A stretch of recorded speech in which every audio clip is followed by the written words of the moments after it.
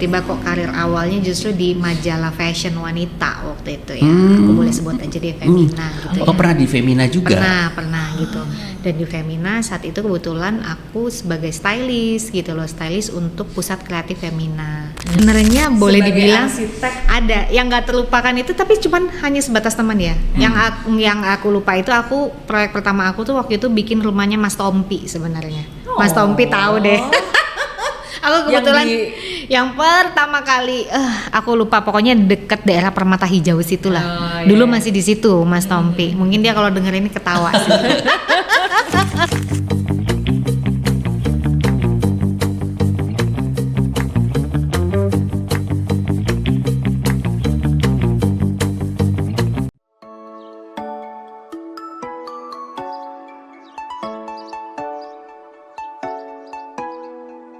Selamat pagi teman-teman, ketemu lagi dengan DOT.podcast dengan saya Ren Kapili. Dan saya Mira Prihatini. Hari ini kita tuh selalu excited dengan siapa yang akan hadir Sama di setiap kita. minggu ya Mir ya. Soalnya obrolannya ada aja yang baru. Relatable sama kehidupan kita sehari-hari juga mungkin dengan teman-teman yang sini. Jadi hari ini kita akan bahas tentang media Mir. Media Lifestyle juga. Jadi hari ini kita kedatangan Mbak Erika Amalia, publisher dari Style and Decor.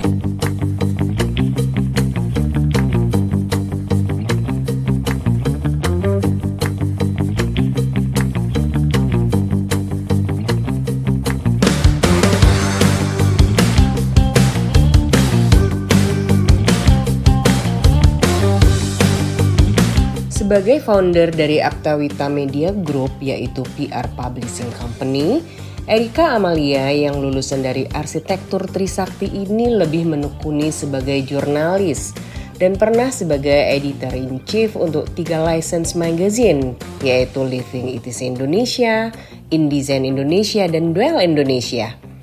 Pengalamannya sangat banyak dan juga sangat menarik di bidang jurnalistik yang lebih mengkhususkan ke lifestyle atau gaya hidup. Berawal dari majalah perempuan, majalah desain seperti Harper Bazaar dan Brava Casa Indonesia, dan sekarang sudah sibuk di publishing company, pastinya banyak pengalaman-pengalaman yang menarik, di mana Erika sempat katakan bahwa semua itu berawal dari hobi. Yuk, kita simak yuk pengalaman Erika Amalia di bendadesignheart.podcast. Yeay, Mbak terima kasih sudah datang pagi-pagi ke sini. Luar biasa. Mbak Amelia apa kabar? Aku manggilnya Erika atau Mbak Erika Amelia? aja. Erika ya. Iya. Dengar-dengar arsitek ya. Semua orang selalu kayak gitu pertanyaannya. Lulusan mana? Arsitek gitu. Tapi kok majalahnya interior gitu. Boleh dijelaskan sekarang disclaimer Mbak, silakan. Iya, jadi sebenarnya sih itu semua berawal dari memang kecintaan sama dunia jurnalistik sih ya, pas waktu di akhir-akhir kuliah gitu ya. Jadi kebetulan waktu itu saya lulus kuliahnya itu tuh ternyata alhamdulillah bisa lebih cepat karena waktu itu ada Kuliah di mana Erika? Trisakti, angkatan Arsitektur. 99 arsitektur. Dulu tuh ada kayak pemadatan SKS gitu loh Mbak Mir, yang tiba-tiba mikir masih ada beberapa semester atau udah langsung TA, mau TA, aduh gitu kan ya. Nah saat itu tuh ada satu dosen yang kebetulan beliau itu tuh juga jadi salah satu narasumber tamu untuk acara TV ya, acara home TV, kalau nggak salah dulu Indosiar gitu. Nah beliau tuh mempersilahkan aku gitu ya, saya tuh untuk jadi bantu dia bikin skrip lah gitu. Nah dari situ tuh awal-awal kecintaan akan jurnalistik design gitu. Cuman karena dulu itu beliau itu pakar untuk di narasumber Feng Shui, akhirnya interiornya tuh dari situ sih awalnya. Kecintaan interior tuh dari pertemuan dengan Feng Shui tau gak? Iya itu gitu. Nah terus seiring waktu gitu ya, memang tiba-tiba kok karir awalnya justru di majalah fashion wanita waktu itu ya. Aku boleh sebut aja di Femina gitu. Oh pernah di Femina juga? Pernah gitu. Dan di Femina saat itu kebetulan aku sebagai stylist gitu loh, stylist untuk pusat kreatif Femina. Nah dari dari situ memang awal ilmu pertama banget yang namanya berhadapan langsung sama klien, karena Pusat Kreatif Femina itu sebenarnya bukan seperti majalah ya, jadi itu kayak satu divisi agensinya Femina Group. Jadi kita tuh bertanggung jawab untuk project editorial di semua majalah Femina Group saat itu. Jadi kita tuh harus serba bisa lah gitu ya. Karena memang kan majalahnya mulai dari ada majalah kesehatan, fitness ya, terus ada majalah fashionnya juga dan wanitanya Femina, terus ada yang khusus wanita mature and fashion Dewi gitu. Pokoknya banyak lah ya gitu. Jadi dari situ gitu, sedikit ilmu di awal gimana caranya agensi itu bekerja. Jadi udah ada sedikit ilmu tentang how to run bisnis majalah lah gitu gitu. Terus akhirnya tapi sempat balik lagi ke arsitek gitu ya. sempat berkarya nggak sih?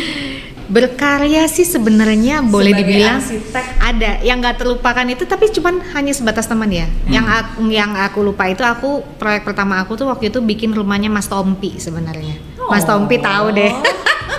Aku kebetulan yang pertama kali aku lupa, pokoknya deket daerah Permata Hijau situlah. Dulu masih di situ Mas Tompi. Mungkin dia kalau denger ini ketawa sih.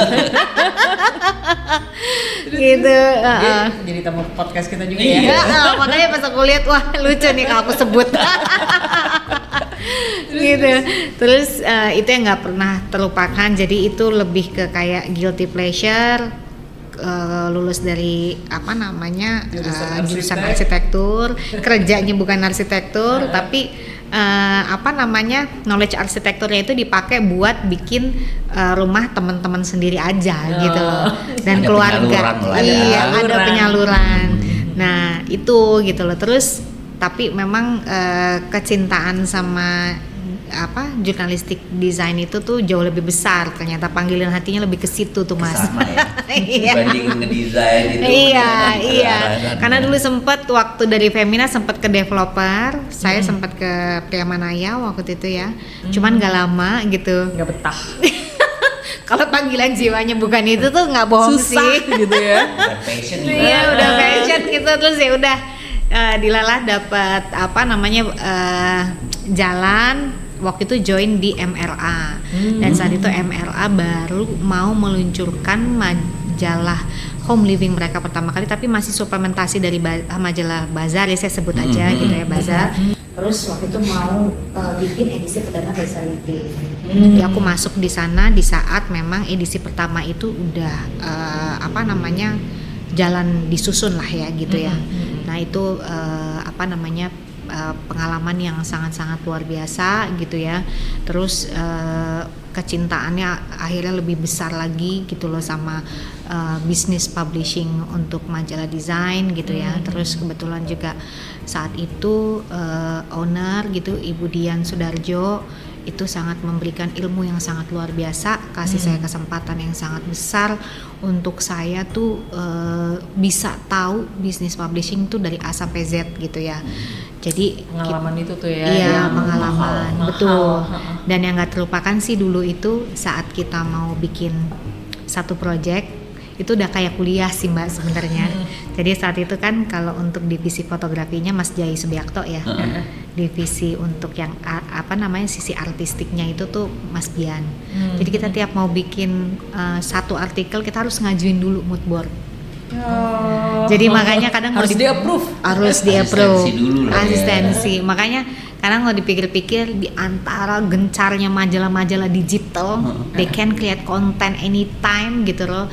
Terus ibaratnya lebih cepat dan sebagainya. Tapi saya masih percaya bahwa jurnalistik yang sesungguhnya itu adalah printed magazine, printed media yang dimana semuanya itu tuh terrecord dengan jelas gitu. Walaupun memang di digital ada jejak digital ya gitu loh. Cuman kalau misalnya printed itu pertanggungjawabannya itu lebih besar. Itu hilang ya kalau sekarang ini di dunia, maksudnya yang dulu printed sampai, maksudnya yang soal tadi kayak ada mood board dan lain-lain tuh prosesnya sama nggak sih?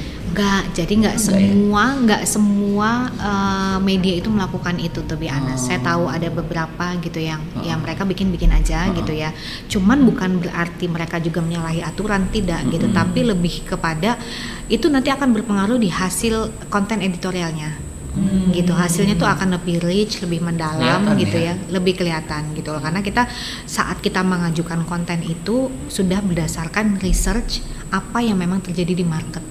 Jadi memang benar-benar lebih matang lah ya zaman betul, dulu tuh ya. Betul gitu. Bayangin pakai asistensi. Berarti ditolak-tolak dong gitu. Iya kayaknya gitu. Emang kalau digital enggak ya? Kalau digital sih saya secara alur nggak terlalu belum pernah involve untuk majalah digital ya. Maksudnya media-media yang lahir saat memang Instagram itu ada gitu ya, lahir gitu loh.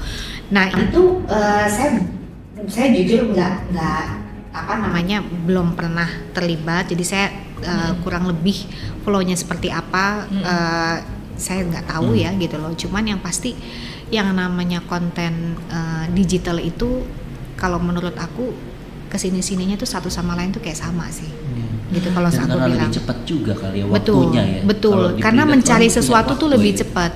Padahal sebenarnya harus cepat tayang, harus cepat tayang. Gitu harus ya? cepat tayang, harus cepat apa gitu. Kayak fenomena sosial itu menjadi isu yang nomor satu terus. Padahal bukan itu sebenarnya. Gitu kalau aku bilang ya, media tuh nggak hanya semerta-merta itu. Karena kalau kita ngomong cuma isu sosial yang ada tuh ibaratnya makin viral makin ya makin makin dicari ya nggak sih? Iya gitu. Dan itu kalau menurut aku dari segi balance-nya itu tuh nanti suatu saat akan banyak hal yang jadi blunder kalau menurut aku. Dan ya. makin nggak berisi nggak sih kalau kayak gitu? Betul ya, gitu. Kan? Gitu. Jadi dengan research yang benar-benar totalitas gitu ya. Terus kita mengangkat isu yang emang benar-benar nggak selamanya harus social issue gitu ya. Tapi isu yang memang benar-benar kita tuh secara menjadi editor itu tahu bahwa topik itu akan menjadi sesuatu yang menarik gitu loh. Karena kalau misalnya ranahnya kita berdasarkan apa yang terjadi di publik, pada akhirnya kita media itu lupa untuk media itu sebenarnya trend forecaster loh. Gitu. Iya. Bukan hanya mereport ya. Betul gitu, ya, hanya report bener. Iya. Justru dia yang mengarahkan bahwa ini tuh akan kesini ke situ ya, termasuk betul. Dan membuat tren. Garis merah yang memang saya selalu pegang saat bikin majalah ataupun saya saat nulis buku itu adalah konten itu harus sesuatu yang bisa menjadi yang membekas di pembacanya gitu ya. Jadi nggak semerta-merta kamu tuh yang bikin majalah terus ataupun bikin buku gitu ya, terus kamu masukin yang ibaratnya apa aja gitu ya. Nah kalau misalnya kita tahu ini nih kenapa kita mengulas ini gitu ya, topik ini kenapa kita mengulas desainer ini, apa yang terjadi di baliknya, kita secara editor dan kita secara di posisi as a publisher kita bisa melihat bahwa this gonna be the next big thing gitu loh, apa gitu loh. Biasanya itu dari jam terbang sih gitu. Saya dulu pun waktu awal-awal mah belum bisa ngelihat forecast ke depan seperti apa. Tapi along the way saya bisa cukup berbangga hati gitu ya, majalah Style Decor itu boleh dibilang salah satu majalah yang banyak mengcapture talent-talent awal yang sekarang akhirnya jadi desainer yang lumayan besar gitu ya. Dan itu menjadi satu blessing kalau menurut saya. Ya kita bisa melihat perkembangan orang itu dari karirnya mungkin di titik satu ke titik yang jauh sekali gitu.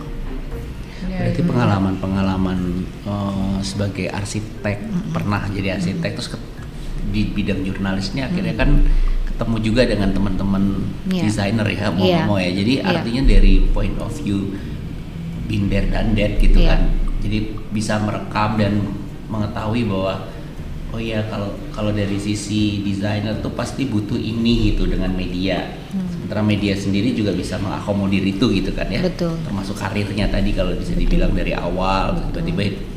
Nah, perjalanan ini kan nggak cepat ya Mbak. Iya. Udah berapa tahun berarti total di media ya? Waduh, saya tuh join awal tuh 2005 Mas, 2004 lah ya. Bener-bener di media. Udah 20 tahun. Iya, 20 tahun lebih gitu. Ya Berarti hampir. emang udah DNA-nya udah di jurnalis ya? Iya, Kalau bisa iya. dibilang gitu kan. Nah, di zaman yang dulu itu ya Mbak, misalnya di 2005 dengan sekarang ini gitu ya. Mungkin ini agak bergeser pada para desainernya lah ya, Iya. kita ngomongnya. Iya ya. 2005 sampai sekarang Kan pasti melihat Erika perubahan- ngerasa merekam. ada yang berubah lah pasti, Iya. entah karakter desainernya, entah industrinya. Kira-kira benar juga. apa tuh yang bekas juga dari Mbak Erika dalam perjalanan ini kan sebagai jurnalisnya ya, kayak kan sebenarnya merecord juga gitu. Makin kesini makin seperti apa sebenarnya? Mungkin juga dari sisi desainernya atau dari sisi kebutuhan publik sendiri. Kalau menurut aku sih desainer waktu eranya dulu saya 20 tahun yang lalu. era saya baru mulai jadi jurnalis gitu ya. Itu mereka ini tuh benar-benar mereka tuh nggak cuman hanya saya mengerjakan proyek yang bagus yang besar gitu, you have to cover me gitu ya, nggak semerta-merta itu. Jadi mereka itu akan ibaratnya menyenggol media saat mereka itu membuat sesuatu yang ada inovasi desainnya. Kalau saya perhatikan, jadi bukan inovasi hanya sebuah proyek terus Betul. Harus diliput betul, gitu ya. betul. Karena kalau yang saya tangkap zaman dulu itu para desainer itu yang memang sekarang jadi sangat senior ya, mereka tuh bertanggung jawab untuk kemajuan industri. Jadi seandainya mereka bikin sesuatu yang ada inovasi yang bisa mereka share ke publik ya, mereka pasti akan info ke media. Gitu loh. Karena kan nggak hanya media itu bisa mencari tahu saat itu ya, gitu loh. Itu gitu. Jadi saya bilang di situ tuh kritisnya sangat luar biasa gitu. Jadi mereka makanya kalau kita flashback dulu majalah desain kita cuman ada majalah Asri sama Laras. Itu saya juga dulu Kayaknya cuma dua doang itu ya. saya zaman itu dulu selalu nggak pernah absen beli jujur gitu. Gua langganan jawabannya. Iya, Soalnya kita semua taunya desainer, itu. semua mahasiswa desain gitu pasti langganan Iya, itu, iya, pasti bener beli itu gitu. Iya. Karena memang parameternya jelas, Iya, iya. gitu. Itu. Nah itu yang saya sebenarnya sih kesini-sininya sangat merindukan, tapi bukan berarti apa yang sudah ada sekarang juga salah gitu ya.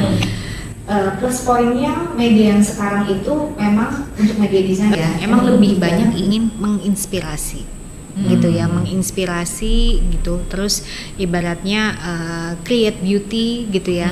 Kalau zaman dulu itu lebih kepada ilmu, inovasi, knowledge gitu ya. Jadi kita tuh yang emang bener-bener di industrinya tuh berasa banget tiap kita baca majalah, kita tuh tiap hari selalu dapat ilmu yang luar biasa gitu ya. Nah, kalau yang sekarang tuh lebih ke inspirasi karena memang seiring waktu, karena memang kita juga udah di era digital yang sangat advance gitu ya. Orang itu udah semakin sadar desain. Kalau dulu itu kan Belum ya? dulu belum. Cuman terlalu banyak referensi juga bahaya. Iya. Nggak tahu mana yang benar, mana yang enggak. Saya dan nggak Iya. lumayan. Gitu loh. Itu gitu ya. Tapi menariknya sih kalau yang ada sekarang ya, mereka ini majalah-majalah desain yang mungkin independen gitu ataupun berupa hanya portal sosmed gitu ya. Memang antara kita bilang berbagi pengetahuan desain sama isu sosialnya, lebih banyak isu sosialnya kalau yang saya perhatikan gitu ya. Jadi makanya banyak yang ada sekarang itu akhirnya mereka tuh memang bisa ekspansi bisnisnya itu tuh lebih ke macam-macam. Kalau zaman dulu saya gitu ya, yang namanya kita punya majalah desain, kita ekspansi bisnis kita nggak bisa yang gimana-gimana banget sih. Kita Udah benar-benar fokus, segmented banget ya. segmented Gitu ya. sekali. Kalau sekarang nggak gitu loh. Bisa mereka ibaratnya publisher dari satu majalah digital, mereka akhirnya side hustle-nya bisa side bisnisnya tuh bisa punya kafe ataupun apa gitu, tapi yang sangat desain mungkin ya. Ya mungkin itu tuh yang menularkan euforia itu tuh monokal sih gitu ya. Saat memang majalah desain itu dikupas sangat berat gitu kalau menurut saya gitu ya. It works in certain people, tapi kalau untuk secara mass awam itu mungkin agak terlalu berat gitu loh. Tapi kalau orang yang mengerti memang di industrinya itu jadi kayak satu movement ya gitu. Itu. Iya, soalnya kan kalau zaman dulu tuh kalau bukan untuk majalah desain, kalau bukan orang desain males. Iya, paling mau dilihat gambarnya doang. Iya kan? Dilihat desainnya. Makanya mungkin ya dulu dengan sekarang tadi Tertentu banget. Ketika sekarang orang banyak lebih sadar desain kan sebenarnya karena banyak referensi yang bisa dilihat dan mungkin nggak dibaca tapi dilihat. Makanya bentukannya itu ya tadi kayak di sosial media, based on itu juga ada kan, model pembedahan sebuah bangunan gitu. Tapi tertariknya adalah kalau di zaman dulu itu kan kayak arsitek tuh pengen gitu loh masuk majalah itu kayak sesuatu banget gitu kan. Betul. Kayak gue bisa masuk majalah itu nggak gampang. Betul. Ya kan? Karena majalah sendiri saat memang banyaknya karya masuk, kita tuh sebagai kurator. Kurasi ya. Kita kurasi karena kita bisa, yaitu dia jam terbang editor itu nanti dengan sendirinya itu bisa melihat memang mana yang akan menjadi tren gitu loh. Karena di antara setiap genre desain itu tuh ada eranya lah ya. Lagi zamannya A, semua orang seperti itu, semua desainer. Zamannya B juga seperti itu. Nah, majalah itu tuh dia memfilter gitu loh. Mereka akan memilih karya-karya yang memang satu out of the box, kedua memang ada inovasi desainnya. Terus yang ketiga kita bisa melihat bahwa yang dia buat itu akan menjadi tren di masa yang datang gitu loh. Itu kurang lebih ya. Karena emang semua kan banyak yang datang dan submit mungkin ya, terus dikurasi juga gitu sampai dipilih. Artinya memang pada saat itu punya privilege untuk bisa melihat banyak desain dengan banyak genre tadi dan bisa memprediksikan nih, karena kan harus dipilih, nggak semua bisa ditampilkan kan pada satu saat itu kan. Nah itu artinya emang poin plusnya ya untuk printed tadi gitu kan. Sementara kalau sekarang mungkin informasi ini banjir banget kan, banyak sekali tanpa ya mungkin dikurasi tapi tidak seketat zaman dulu ya mungkin karena media terbatas dulu ya, sekarang lebih banyak gitu ya. Tapi sebenarnya yang baca jadi lebih banyak nggak sih sekarang tuh? Kalau menurut saya sih sebenarnya yang baca tuh lebih banyak ya. Tapi kita kalau ngomong yang versi sosial media dan digital ya gitu. Cuman kalau seandainya untuk yang printed itu akhirnya tuh dengan sendirinya tuh tersegmen memang orang-orang yang di industrinya dan ataupun memang orang-orang yang lagi butuh referensi karena memang mereka sedang merencanakan untuk membuat satu project gitu ya. Itu aja gitu loh. Jadi makanya kalau misalnya majalah yang memang mereka dulu tuh printed tiba-tiba mau benar-benar pure 100% digital, kalau saya sih menyayangkan gitu loh. Karena versi printed itu kalau menurut saya masih perlu gitu ya. Ini kita flashback lagi aja kayak zaman pada akhirnya dulu orang berlomba-lomba meng-capture sesuatu dengan lukisan, terus akhirnya bisa di-capture dengan kamera gitu ya, berubah eranya yang seperti itu dari kamera pada akhirnya ke langsung handphone pribadi masing-masing gitu. Itu kan, nah iya itu jadi tapi intinya printed version of media itu akan menjadi satu eranya seperti lukisan zaman dulu gitu loh. Jadi yang terrecord gitu ya. Kita ngomong yang namanya sense of archive itu kalau bagi aku ya tetap harus bisa dipegang, feel and touch gitu. Ya, itu sampai bisa dicium kalau majalah baunya itu beda. Ada majalah ya? Iya kan? Kalau dibuka ada wanginya gitu. Gitu loh. Majalah apa itu waktu itu ya? Itu kalau ada launching parfum baru kalau biasanya dimasukin di situ ada contohnya. Pas langsung baunya itu dilem, kan ada sedikit dilem sama dia, kita buka kecium banget. Nah, itu yang tidak dirasakan oleh Gen Z sekarang ya. Majalah yang bisa dicium baunya. Iya, benar. Mungkin harus ada inovasi digital juga suatu ketika begitu dibuka. Ngeri ya loh.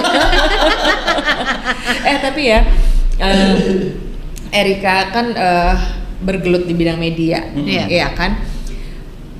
medianya lebih ke lifestyle sama desain. Betul. Iya kan? Nah, dengan yang tadi Ren bilang ya, bahwa zaman dulu aja desainernya beda dong mestinya dengan sekarang. Nah, secara ininya pertumbuhan industri di bidang desain gitu ya, kayak misalnya sekarang itu kan musim komunitas-komunitas gitu ya kan. Betul. Terus banyaknya developer yang membangun sebuah kawasan, ya kan? Betul. Sebuah kawasan yang mengikut sertakan dia memberi lahan ibaratnya gitu ya, untuk bukan material, memberi lahan untuk para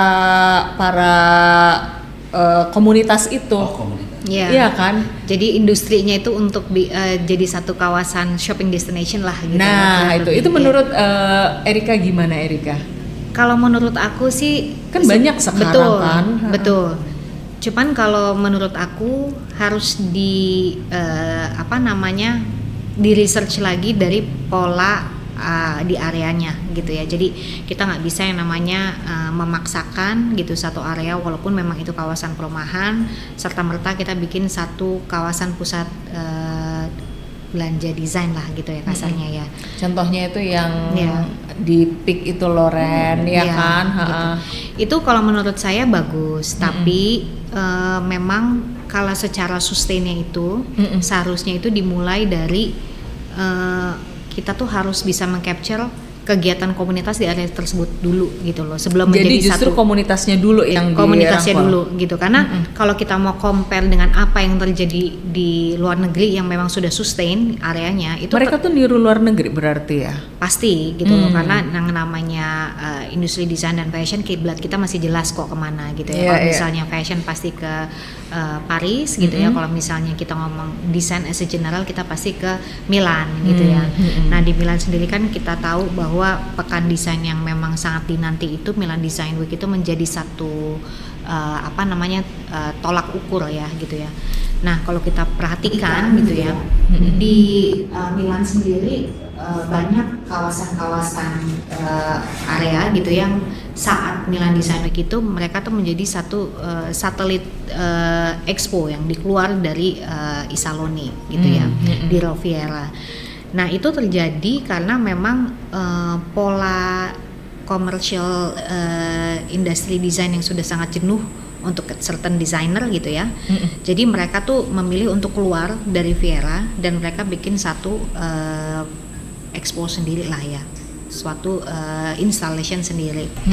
Nah dari situ baru pada akhirnya kawasan sekitarnya itu mengikuti untuk menjadi tempat ibaratnya toko-toko itu akhirnya buka gitu. Jadi kalau menurut saya sebenarnya mau dibilang nggak benar ataupun benar itu jadi agak abu-abu, tapi akan lebih baik bahwa di-maintain dulu komunitasnya di daerah itu dengan berbagai aktivitas kegiatan gitu ya. Sudah menjadi wadah baru nanti dibikin ibaratnya kawasan shopping destination-nya karena sudah terbentuk ya gitu loh. Nah, itu yang akan menjadi basic nanti area tersebut akan sustain gitu loh.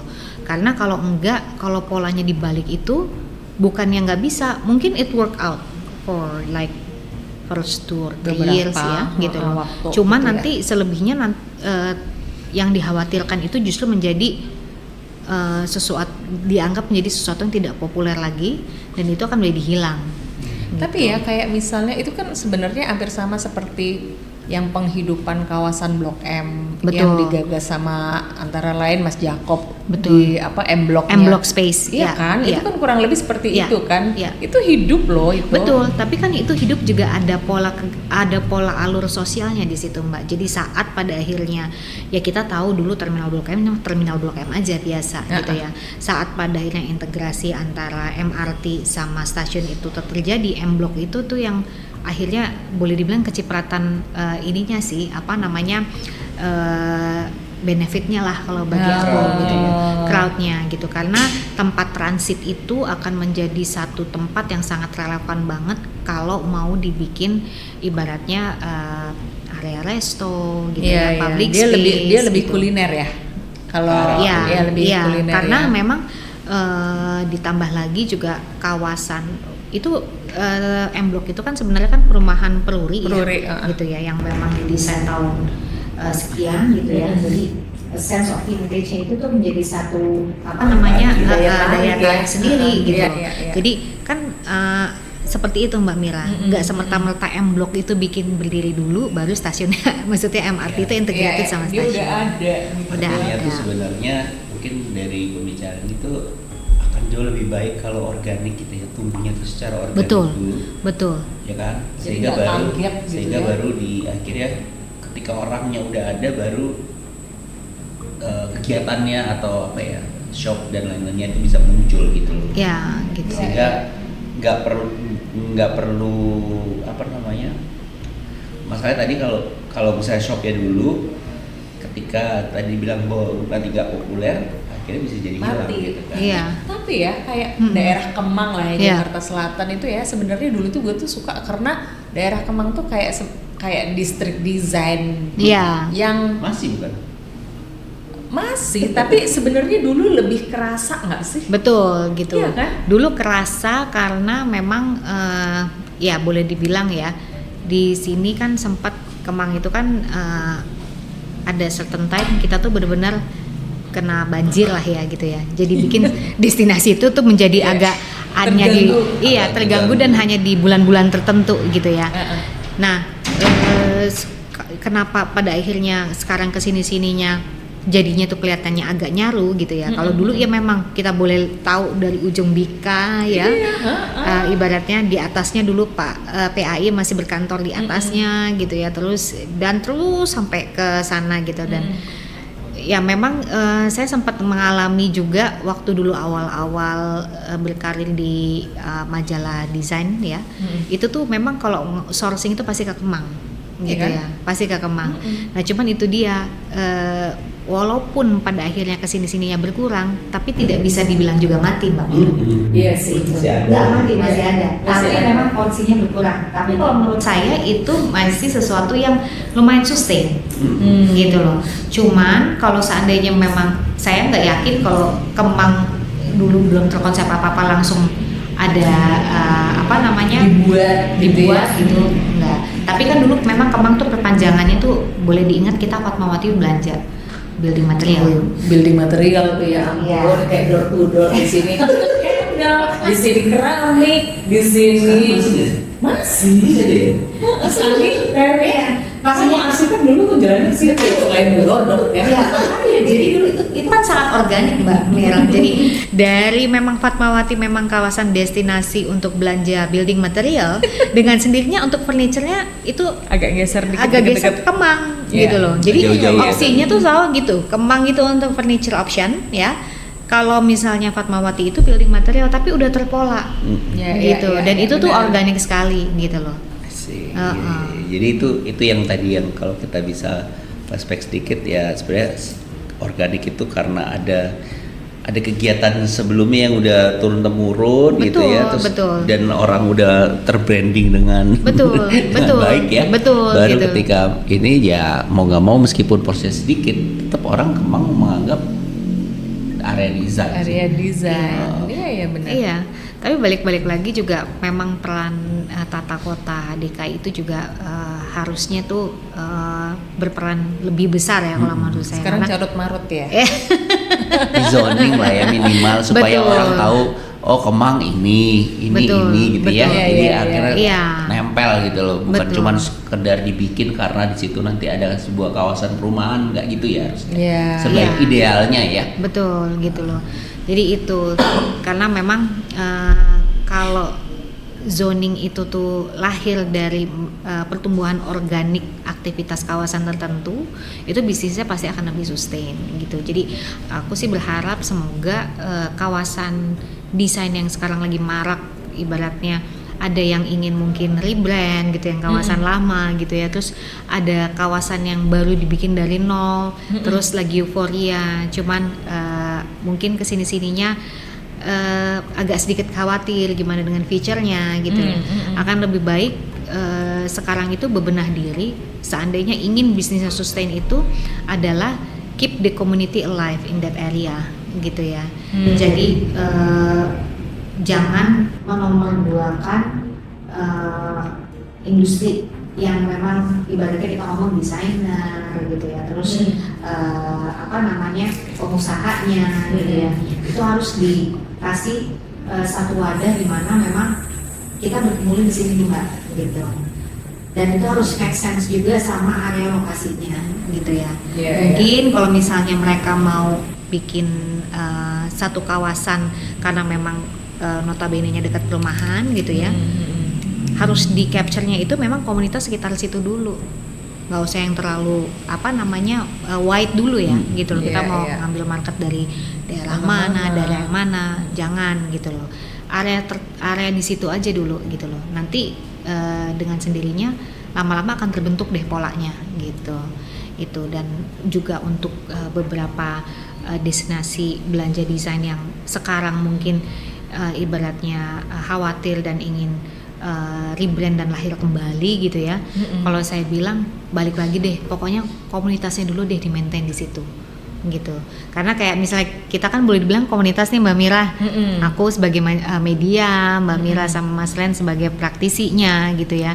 Kita kan akan lebih nyaman kalau kita tuh kayaknya tuh enak untuk berkegiatan di area itu dulu gitu. Jadi memang kalau kita mau buat hidup suatu tempat, mau area, mau gedung, mau kawasan, kita harus bisa membuat tempat itu menjadi tempat yang nyaman bagi industri yang terkait. Betul. Untuk nongkrong di situ, akhirnya beli barang di situ, jualan barang di situ, beraktivitas di situ, berinteraksi. Iya. Betul. Jadi tapi memang sih yang namanya kalau maintain community itu di satu kawasan itu nggak gampang, Mbak Mir. Nggak gampang ya? Nggak gampang banget ya? gitu ya. Nggak gampangnya kenapa tuh? Misalnya gimana? Karena kan yang namanya komunitas itu kan akan selalu hidup kalau ada aktivitasnya. Gitu. Nah, komunitas tuh hidup kalau ada aktivitas. Aktivitasnya, kalau nggak ada aktivitas nggak mungkin gitu tercipta komunitas itu gitu ya. Jadi memang harus dibikin satu kegiatan yang memang benar-benar berguna sih buat komunitinya gitu ya. Banyak hal sih sebenarnya, cuman memang bukan kerja instan gitu, nggak bisa semerta-merta langsung jadi gitu ya. Kita tuh harus memang ngasih kebebasan, ngasih kesempatan yang sebesar-besarnya bagi para praktisi ini untuk bisa create something. Ya, gitu. Benar. Menurut saya sih seperti itu gitu ya. Makanya mungkin studi bandingnya bisa kita lihat di area Tortona Lambrate di Milan gitu ya, di tempat instalasi di luar. Padahal itu jauh ya. Jauh orang tuh gitu. Tapi they willing to come, Mbak. Dia gitu. berupaya untuk kesana. Pas sudah di situ rame ya. Betul gitu. Padahal di situ sebenarnya secara kawasan ya kayak kawasan perkotaan pada umumnya gitu ya. Ada restoran gitu loh, ada, tapi yang nggak terlalu, sebelum mereka bikin di situ ya perkantoran gitu ya. Terus tiba-tiba akhirnya karena memang di at certain time gitu mereka jadi satu area instalasi gitu ya. Terus akhirnya bikin traffic dan memunculkan bisnis yang lain gitu loh. Cuman pada akhirnya kawasan tersebut itu memberi kesempatan para desainer dan praktisi ini untuk create something. Mereka membebaskan itu, dan akhirnya dengan organiknya kawasan itu menjadi kawasan yang kita semua, siapapun yang kalau ke Milan Design Week ya Mbak ya, itu pasti tujuan abis dari Fiera pasti ke situ, harus lihat itu gitu. Iya benar. Interior banget ya ini. Interior banget. Nggak ngerti ya lo ya? Nggak apa-apa Mas, aku masih arsitek juga kok. Kalau ngomongin zona kota masih nyambung deh. Begitu Mas sampai oke. Tapi ya, gue lihat ya profil Mbak Erika ini background arsitek, ada arsitekturnya, ada jurnalistiknya. Sebenarnya dua hal inilah yang sebenarnya bisa menopang si community tadi kan. Kalau aku lihat ya, jadi kayak community aktivitasnya ya which is adalah pelakunya kan ya semua pelaku yang berada di bidang desain ya. Desainer, arsitek, sehingga dia memiliki point of view yang bisa banyak hal gitu loh. Dari point of view arsitek, dia juga pernah.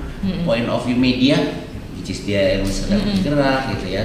Dan mungkin dari komunitas ya karena memang sudah berpengalaman melakukan beberapa pekerjaan yang sifatnya tadi mengumpulkan orang, melakukan kegiatan bersama gitu ya. Nah, artinya kalau ini nggak semua orang bisa melakukan hal seperti ini ya. Pure arsitek, gue rasa juga nggak punya pengalaman yang cukup besar untuk bisa melakukan ini.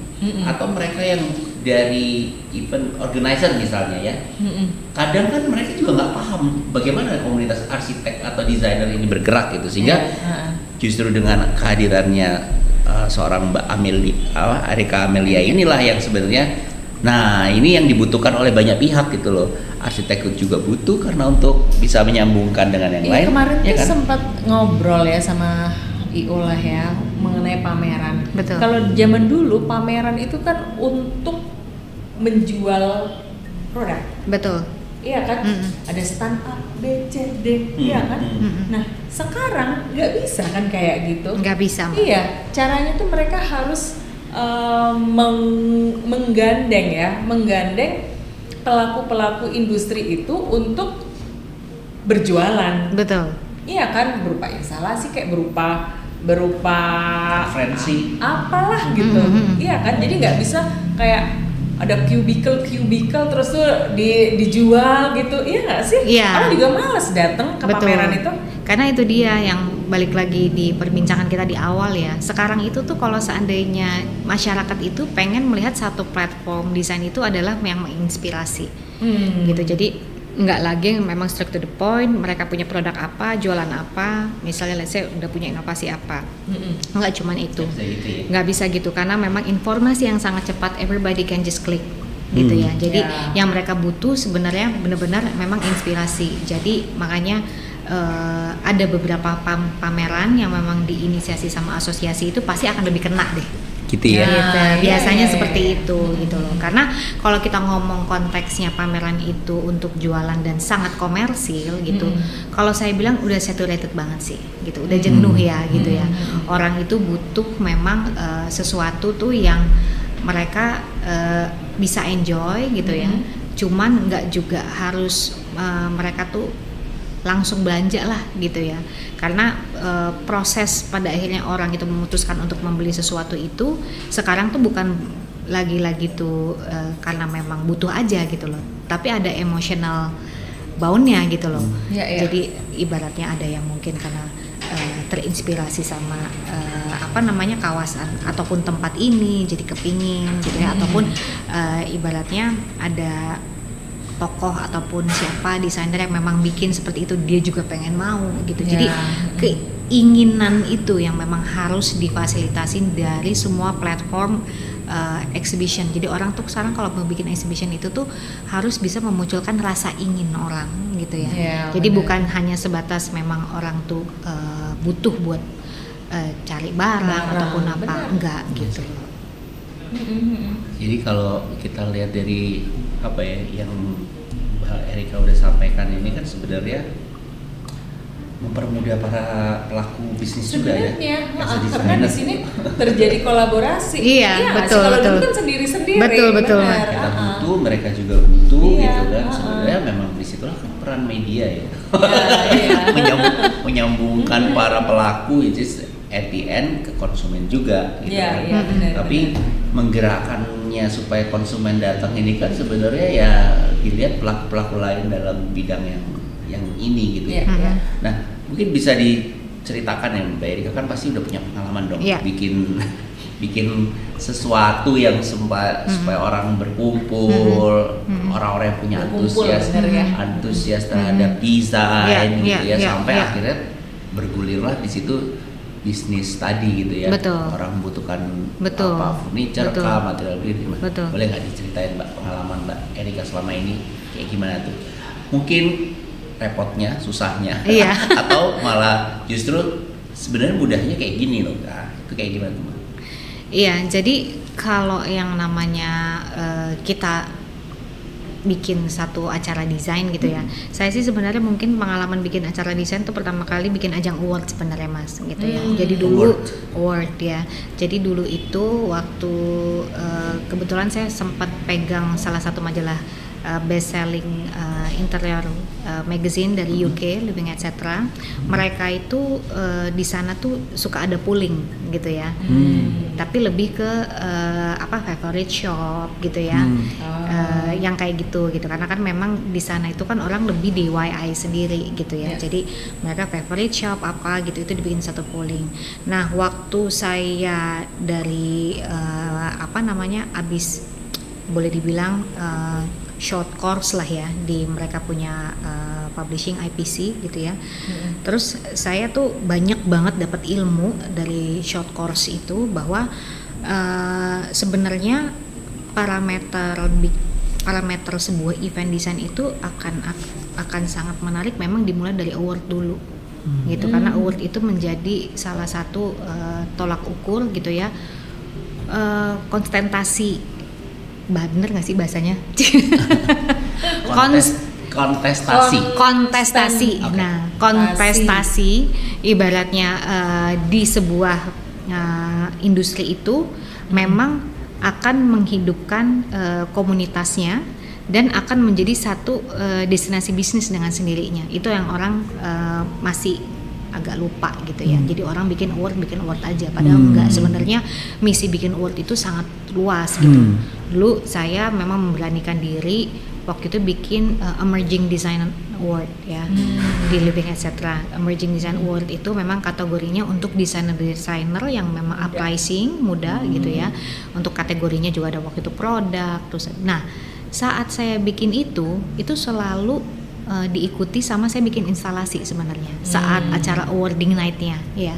Nah, instalasi itu akhirnya menjadi sesuatu yang pada orang tuh lucu ya gitu. Lucu ya gitu ya. Kok bisa ada kayak gini gitu ya. Terus ternyata kalau misalnya interior dibikin kayak gini tuh jadi bagus gitu ya. Nah, itu. Jadi akan menjadi satu pertemuan yang sangat manis kalau menurut saya gitu ya. Nah, jadi akan lebih baik kalau seandainya siapapun gitu ya ingin membuat satu konsep event design gitu ya, harus ada salah satu kurasi pemberian karya terbaik kalau menurut saya gitu. Itu untuk memacu gitu. Dia betul. Juga makin bersemangat betul. Untuk membuat yang terbaik, ya kan? Dan manusia ini kan kompetitif ya. Betul. Iya, manusia dan butuh validasi ya. Betul. Manusia itu ya betul. Manusia itu memang secara naluriah itu memang kita tuh kompetitif banget gitu ya. Dan ini jadi wadah justru orang-orang yang artinya memang bukan cuma mengada-ngada, tapi justru malah kita memberikan apresiasi terhadap karya mereka kan gitu ya. Sehingga ya nggak perlu ya, maksudnya orang akhirnya jadi tahu bahwa dengan ikutnya di sini juga sebagai tolak ukur pada materi mereka di dunia ini gitu, maksudnya di dunia industri ini gitu kan. Dia udah di level mana sih? Oh, ternyata dia bisa keluar dunia ini dan seterusnya. Gue pernah sih soalnya waktu itu pernah mengalami hal kayak gini sama. Jadi ada satu event yang membuat award-awardan, bukan award-awardan tapi sebenarnya mereka juga meng-capture gitu mana yang muda, yang bisa, yang belum pernah muncul. Pengen show off ya lo ya? Enggak, maksudnya gue jadi akhirnya relate gitu ya. Bahwa ternyata ini salah satu yang dulu pernah gue alamin. Artinya itu juga dari sebuah media. Betul. Jadi media itu melakukan hal yang sama. Dan kayaknya mungkin karena dia terjun ke bawah dan dia melihat dan dia akhirnya seru gitu loh. Jadi apalagi yang menarik untuk yang muda-muda datang gitu kan. Betul. Kalau yang tua-tua mungkin udah capek, udah males lah gitu ya. Tapi jadi hidup ketika yang muda-muda datang, diundang, di-invite, dan diberikan award terhadap apa yang mereka lakukan gitu. Betul. Nah, tapi perlu diingat gitu ya. Satu hal yang saya belajar waktu saya di IPC di London gitu ya. Di short course ini saya banyak banget menemukan ilmu-ilmu seputar bisnis publishing ya, dan publishing ethical bisnisnya gitu ya. Itu tuh banyak yang nggak dilakukan di Indonesia sebenarnya gitu ya. Kenapa tuh?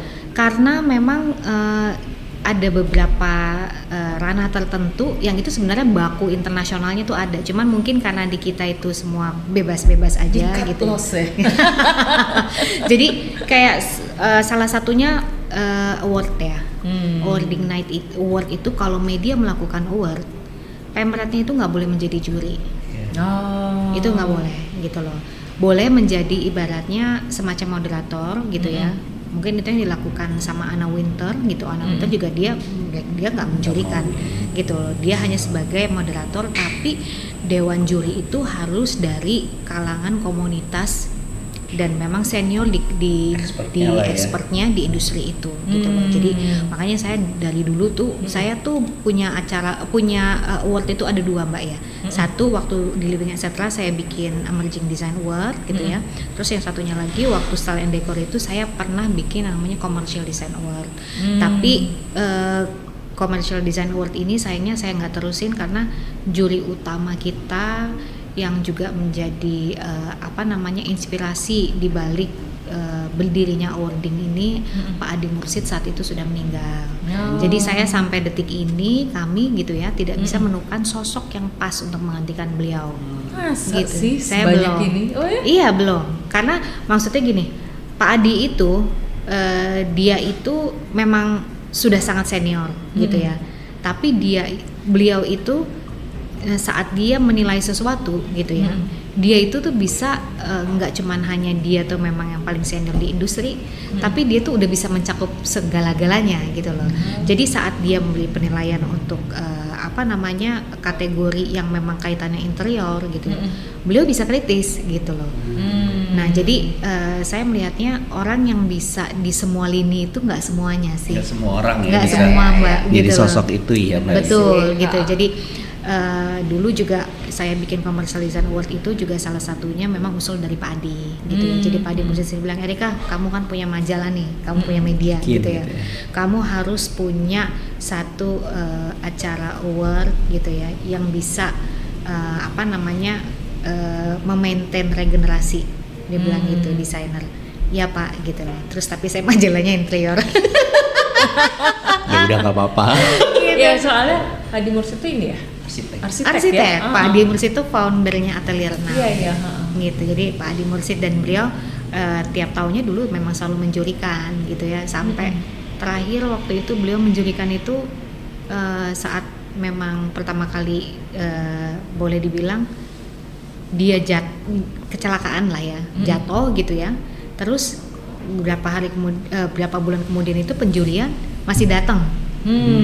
Nah setelah itu makanya memang kita semangatnya ya. Iya semangatnya sangat luar biasa. Maka setelah dari itu kita belum bisa menemukan sosok sih gitu. Nah beliau ini yang mengencourage bahwa yang namanya menilai sesuatu gitu ya, kita tuh di luar dari kontes dislike or not like gitu ya, dislike or like gitu ya. Terus juga dari kategori bahwa secara visual bagus, enggak gitu. Jadi fungsinya juga harus jelas, harus balik lagi ke ranah utamanya, harafiahnya bangunan tersebut itu yang faktor utamanya apa, dari situ dulu penilaian dimulai. Makanya balik lagi juri itu adalah benar-benar porsi yang sangat krusial saat award itu tuh dibuat gitu. Harus dari expertnya, harus mereka memang yang paling senior di industrinya gitu ya, dan perwakilan dari institusinya gitu. Jadi pendidikan segala harus ada. sesuatu penilaian itu ada penjelasannya ya. Betul. Jadi bukan urusan cuma bagus nggak cakep. bagus, Iya. like or dislike doang. Betul. Ya isinya itu ya, esensinya yang dia Betul. nilai gitu. Betul. Ya keren ya. Makanya waktu saya bikin Commercial Design Award ada beberapa yang protes gitu, kok saya nggak menang? Saya bilang Coba gitu. tanya sama Belum tahu. Saya bukan juri gitu. Nggak, tapi saat itu biasanya memang banyak timbul pertanyaan itu saat memang dijelaskan, karena setiap penjurian itu kan kita ada notulensinya ya gitu loh.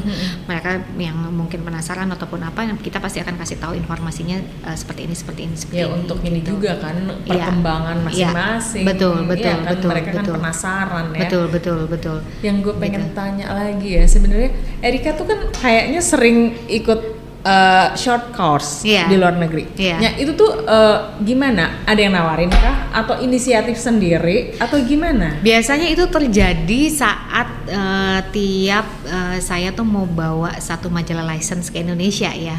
Karena kita harus ngikutin course-course tertentu nih untuk pembekalan lah.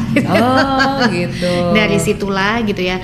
Jadi ilmu yang paling priceless sebenarnya di saat itu gitu. Karena itu untuk studi banding gimana publishing bisnis itu bekerja di satu negara gitu loh. Dan itu juga bisa menjadi patokan kita, ataupun kita bisa adjust dengan memang market yang ada di sini gitu, apa yang work dan not work out gitu ya. Cuman ada lagi yang dimana pakem-pakem tertentu secara internasional kita patuhin gitu loh. Dan itu tuh nggak bisa standar di sebuah negara itu juga nggak bisa berlaku di setiap tempat lah gitu. Iya, karena beda negara beda culture gitu ya.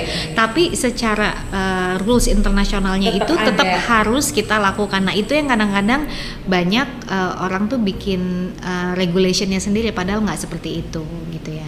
Kayak misalnya banyak hal lah gitu ya, untuk buku pun juga sama. Saat ibaratnya menulis buku gitu harus perlu diingat, harus mendaftarkan ISBN-nya dulu gitu ya, bahwa buku itu harus punya KTP-nya lah gitu ya.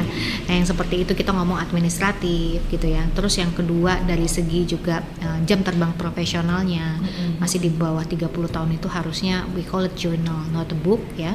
Setelah memang mereka udah lebih dari 30 tahun berpraktis gitu ya, dan ditambah lagi memang kontribusinya untuk industri, asosiasi dan sebagainya macamnya gitu ya. Kayak mungkin sudah melakukan proyek konservasi gitu ya, menemukan satu inovasi desain gitu ya. Nah, itu baru sebenarnya worth it untuk bukannya worth it sih sebenarnya, diperbolehkan layak untuk membuat satu buku gitu loh. Tapi bukan berarti nggak boleh, but we cannot call it like a book gitu. Tapi kita ngomong itu seperti jurnal gitu. Tapi memang ada juga ada juga parameter yang memang mereka tuh ingin mengarchive, mereka punya project gitu untuk menjadi satu buku, itu boleh juga gitu ya.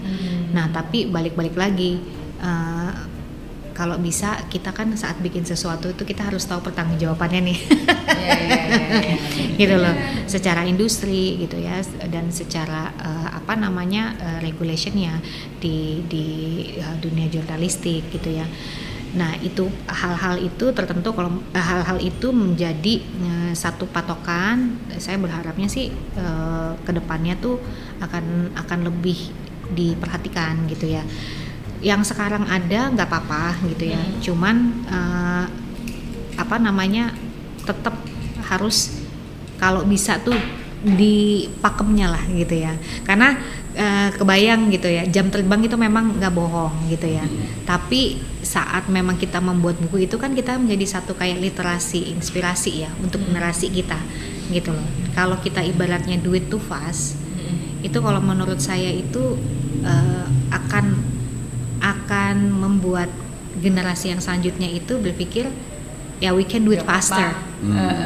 Padahal nggak juga seperti itu. Mungkin Mas Ren sama Mbak Mira udah paling paham lah. Gitu.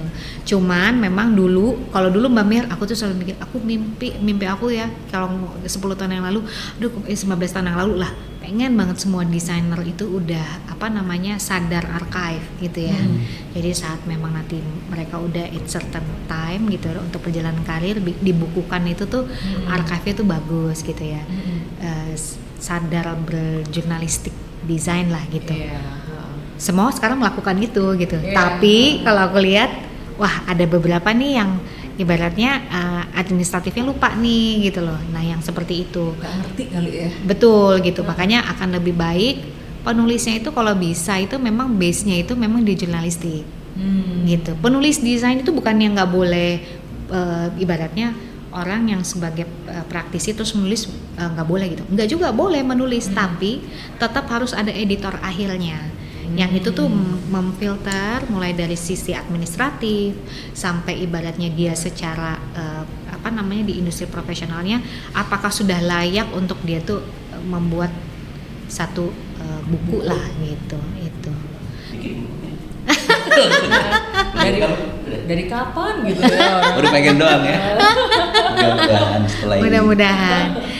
Seru banget ya kalau ngomongin soal desain, kemudian media, komunitas, lifestyle, mau nggak mau akhirnya jadi satu kesatuan lah ya, yang nggak mungkin dipisah-pisahin lah. Nah, ini mungkin dari aku terakhir Mbak Erika, Style and Decor sendiri ini ada rencanakah dalam waktu dekat ini?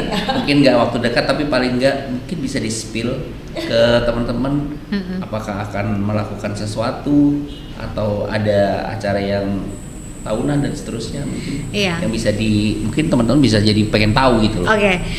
Kalau misalnya dari majalah Style Decor sendiri sih memang kita sejak pandemi itu kita untuk printednya tuh terbatas nih ya Mas ya gitu, karena memang industri toko buku sendiri is very tough right now gitu ya.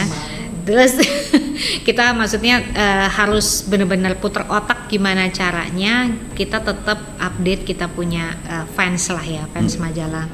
Jadi akan kita gagaskan project ini. Dulunya sih sebenarnya saya memang kepengennya per 5 tahun lah ya gitu ya. Cuman kalau saya anggap udah cukup sih kayaknya.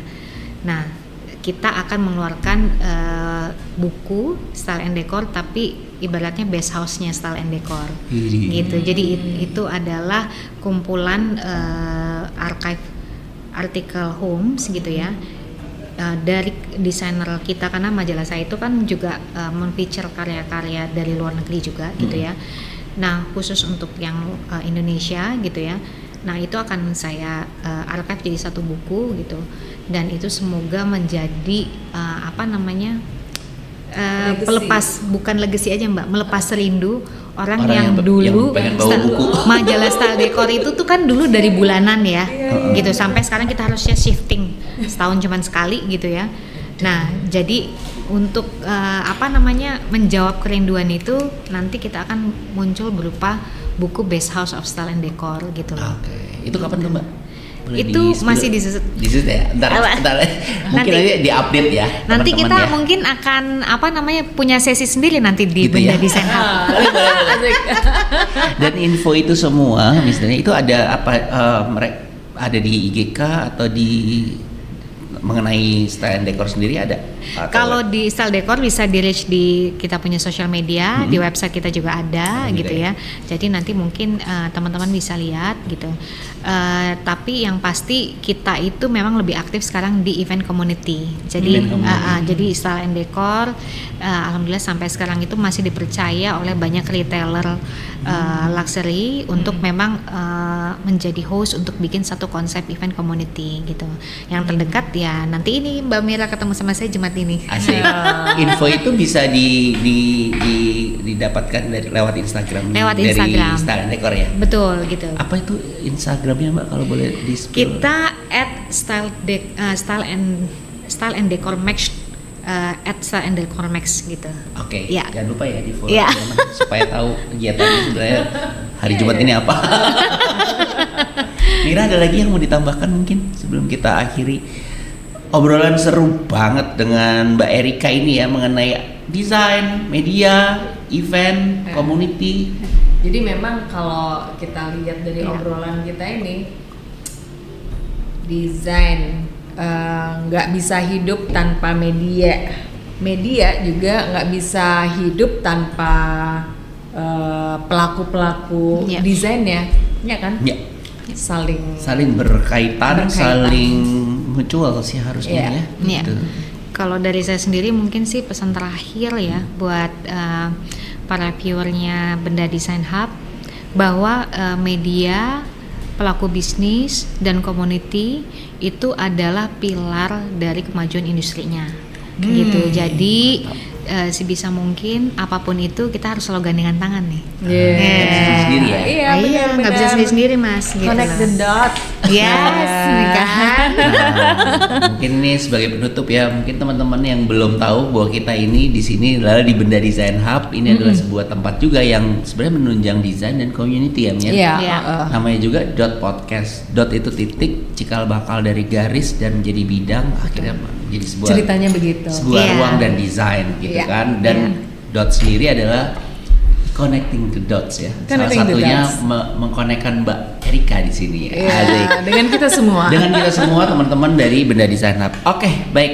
Thank you banget kehadirannya Mbak Erika, sharingnya. Terima kasih sudah di-invite. Sangat berharga juga buat teman-teman di sini dan kita ketemu lagi di episode berikutnya. Bye. Bye. Seru ya. Seru. Jadi tahu